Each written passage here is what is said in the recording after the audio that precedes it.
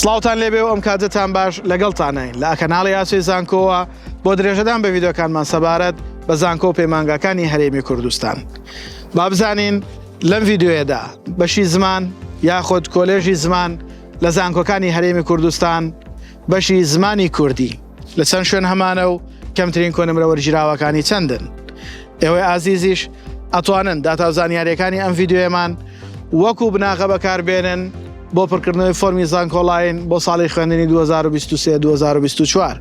ئەم کۆنمرانەی کە ئێمە باسیەکەین بۆ ساڵی خوێندنی 2022-2023 بووە، واتە ساڵی پارەی خوێندنی زانکۆ پەیمانگاکان.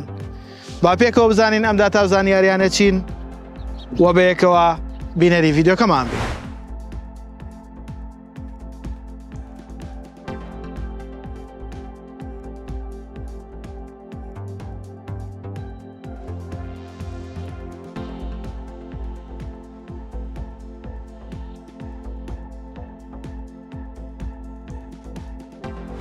لایک و کۆمنت سەبسکرایبی کەناڵەکەمان لە یاد مەکەن و هاوڕێیانیشتان ئاگادار بکەنەوە بە ئەوانیش سەبسکرایبی کەناڵەکەمان بکەن.